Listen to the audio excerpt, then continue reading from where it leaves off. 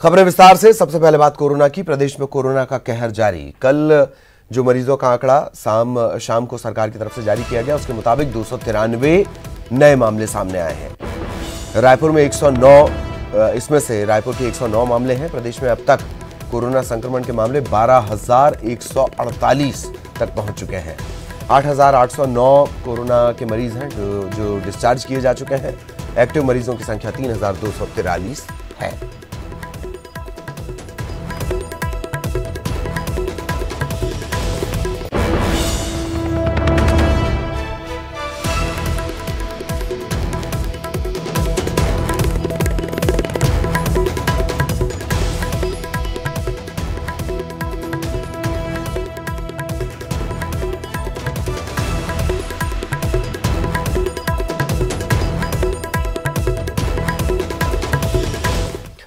और कोविड-19 अपडेट के लिए सहयोगी देवव्रत इस वक्त हमारे साथ जुड़े हुए हैं। सीधा आपको लिए चलेंगे। देवव्रत, पूरा अपडेट विस्तार के साथ।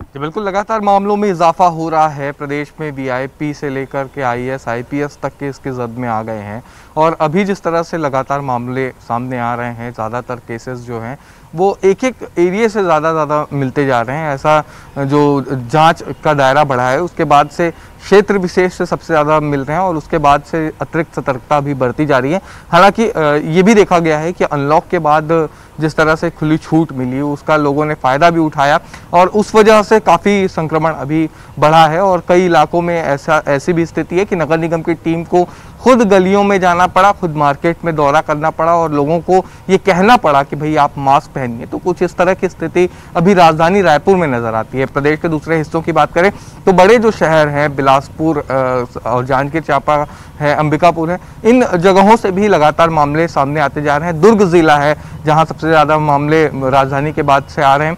तो कुल मिलाकर के ये कहा जा सकता है कि अब जिस तरह से स्थिति देखी जा रही है कोविड के, तो ये अभी फिलहाल कंट्रोल में नज़र नहीं आती है और सरकार की तरफ से तमाम कोशिशें की जा रही हैं। सेंटर्स बनाए गए हैं, कोविड केयर सेंटर्स, और अभी अलग अलग ज़िलों में ही लोगों का इलाज हो रहा है। ज़रूरत नहीं पड़ रही कि हर मरीज़ को राजधानी रायपुर तक लाया जाए।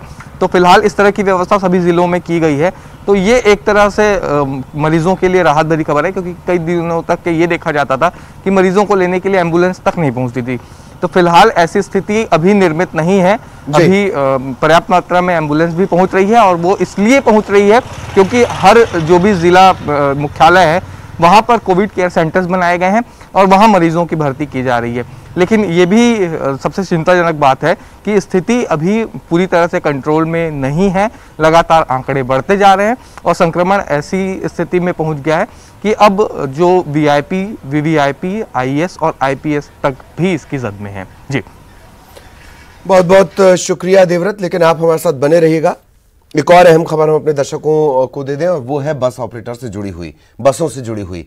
बस ऑपरेटर संघ की आज बैठक होनी है और उस बैठक के बाद वो परिवहन मंत्री से मुलाकात करेंगे। बस ऑपरेटर 8 सूत्रीय मांगों को लेकर ज्ञापन सौंपेंगे।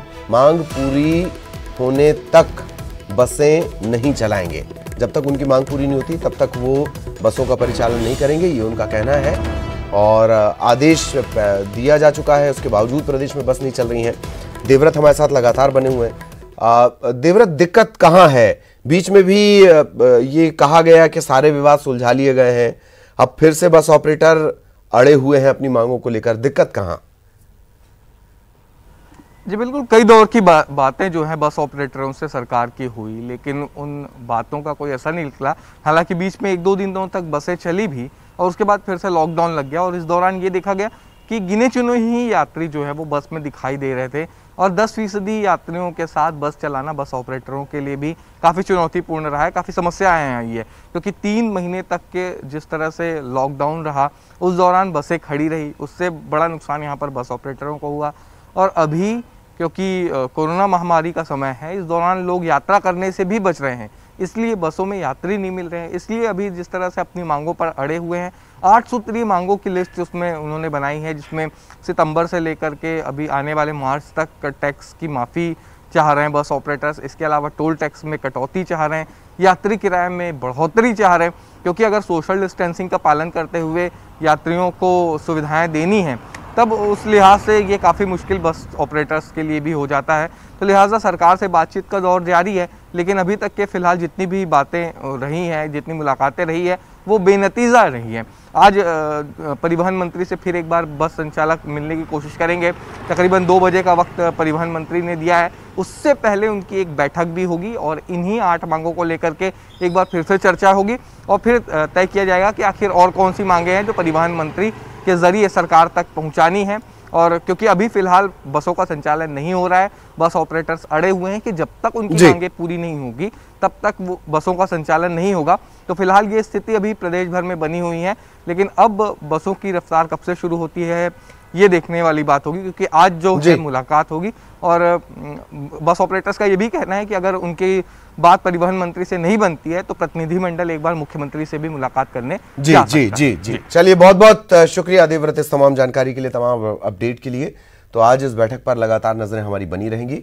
खबर रायपुर से, मंत्रिमंडलीय उपसमिति की भी आज बैठक होनी है। धान खरीदी और कस्टम मिलिंग नीति की समीक्षा इस दौरान की जाएगी। दोपहर 12 बजे मंत्रालय में बैठक होगी। खाद्य मंत्री अमरजीत भगत की अध्यक्षता में ये बैठक होगी। कई और मंत्री भी इस बैठक का हिस्सा बनेंगे।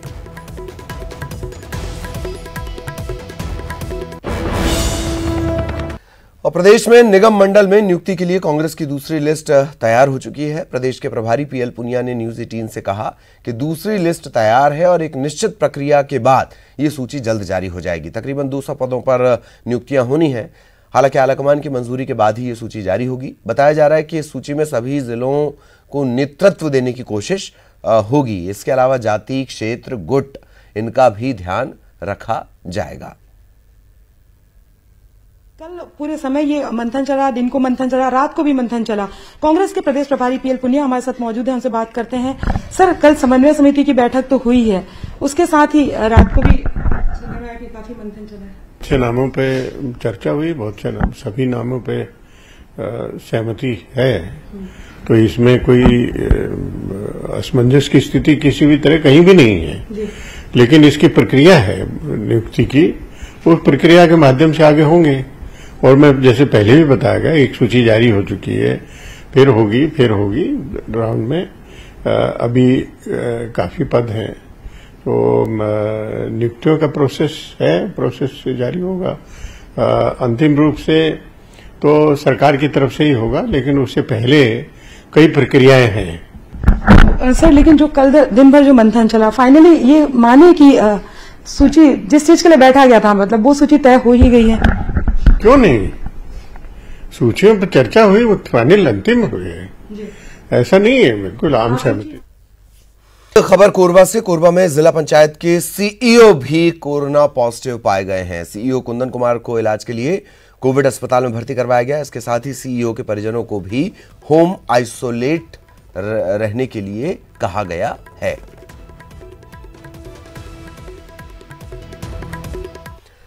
खबर रायपुर से। बीजेपी के पूर्व अध्यक्ष विक्रम उसेंडी डिस्चार्ज हो गए हैं। परिवार समेत उन्होंने कोरोना से जंग जीत ली है।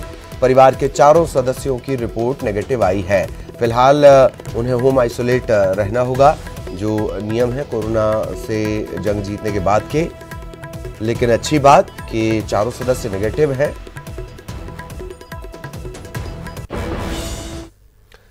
बिलासपुर के उसलापुर इलाके में पुलिस ने एक सेक्स रैकेट का खुलासा किया है। इस मामले में 5 युवतियों और 2 युवकों को गिरफ्तार किया गया है। पुलिस को लगातार शहर में देह व्यापार की शिकायत मिल रही थी। गिरफ्तार किए गए गिरोह का सरगना पवन पंजवानी ग्वालियर का रहने वाला है और ये अपने साथी अमित चंद्रा के साथ मिलकर सेक्स रैकेट चलाया करता था। सोशल मीडिया के जरिए इस रैकेट को चलाया जाता था। पकड़े गई युवतियों के पास से फॉरेन करेंसी भी मिली है और ये माना जा रहा है कि क्या विदेशों से भी इसके तार जुड़े हुए हैं। इस एंगल पर भी जांच की जा रही है। रखा था, उनमें से एक इनका एक टेलीफोनिक कांटेक्ट है। टेलीफोन से कांटेक्ट करने के बाद ये वो जगह मुहैया कराते थे जहां पर इनको देह व्यापार करवाना था। ये जानकारी मिली है, इसमें सारी लड़कियां बाहर की हैं, बिलासपुर या छत्तीसगढ़ से रिलेटेड कोई भी नहीं। कोरबा के एसईसीएल की संघाली भूमिगत कोयला खदान में भूधसान हुआ है। ग्रामीणों की सूचना पर तहसीलदार, पुलिस और एससीसीएल के अधिकारी मौके पर पहुंचे और इलाके को सील किया गया। कुछ दिन पहले भी यहां भू धसान की घटना सामने आई थी। इसके बाद कटघोरा विधायक और एससीसीएल के अधिकारियों के बीच कहासुनी भी हो गई थी। कटघोरा विधायक ने भू धसान की घटना और अन्य मांगों को लेकर 5 सदस्यीय कमेटी का गठन भी किया था। एससीसीएल के अधिकारी, जिला प्रशासन के अधिकारी और ग्रामीण इसके सदस्य हैं। जियोलॉजिकल फॉल्ट के चलते होता है, अंदर में जियोलॉजिकल फॉल्ट रहता है, उसका स्टडी अभी हो रहा है और इंक्वायरी भी चल रहा है। डीजीएमएस के द्वारा उसका इंक्वायरी किया जा रहा है। जब इंक्वायरी कंप्लीट हो जाएगा तो आप लोग को रिपोर्ट उसका मिल जाएगा। और बलरामपुर के राजपुर में किसानों ने प्रशासन से सब्जी बेचने का वक्त बढ़ाने की मांग की है। किसानों के मुताबिक कोरोना संकट के चलते सब्जी बेचने के लिए जो वक्त है वो 6 से 10 तक का निर्धारित किया गया है। किसानों का ये कहना है कि ये बहुत कम वक्त है, इन्हें 2 बजे तक का टाइम मिले सब्जी बेचने के लिए। बीजेपी ने भी किसानों की मांग का समर्थन किया है। और इसी के साथ इस बुलेटिन में इतना ही। नमस्कार।